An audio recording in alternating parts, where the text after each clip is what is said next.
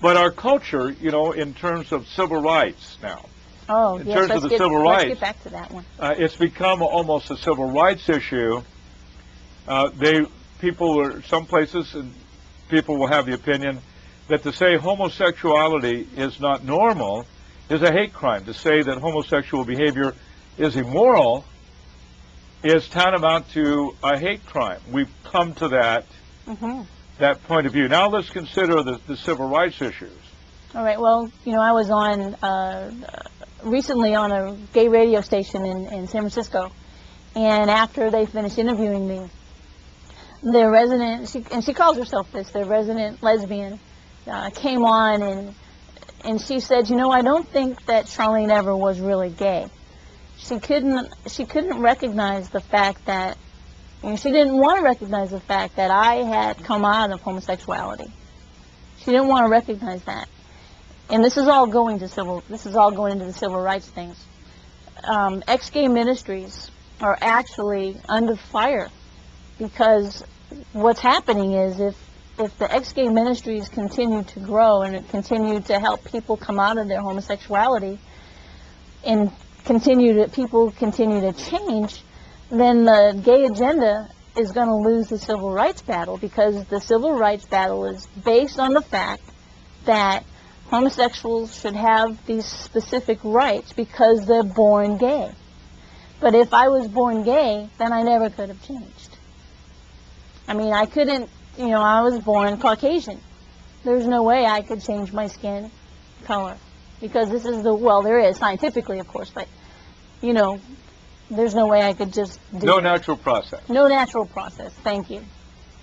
So I see what you're saying, Charlene. So if people are not born gay, that undercuts the civil rights issue as far as homosexual rights, such as marriage, adoption, and so on. That is then cast into another light. Yeah, it's if we nullified. say homosexual behavior is not normal, it is not moral, it is not natural, then that cuts the political and the moral argument out from underneath the gay community in their struggle for same-sex marriage and adoption. Now, we are not political people. No, we're not. But we're not. But the whole thing, one of the things that people don't look at with gay adoptions and gay marriages, I mean, when I was in the life, I wanted to marry one of my girlfriends, and we wanted to have kids together. I mean, there is that natural desire to join with another person in love. We know that from the book of from Genesis, where they became one flesh. There's that natural desire that's built into it. There's that natural desire for people to have children and to, you know, for their selves to go forward.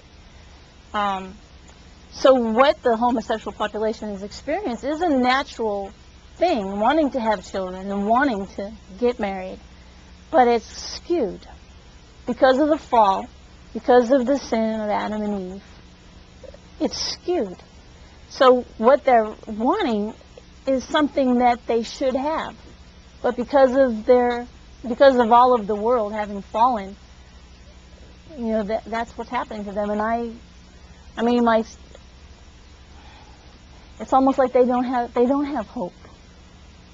You know, my heart just goes out to them. I don't want it to sound like we're picking on them at all, because it's not meant to be. We love them very much. For 30 years, I was apart from any kind of outreach to gay people. I have written 2 books. I've written 2 books, one called The Third Sex Question Mark, and the other one called The Gay Theology. And so, you know, these books have been out, and so I was a part of that ministry. In fact, I have to divert a little bit. In my doctoral thesis, my dissertation, rather called dissertation, my dissertation was written for these people.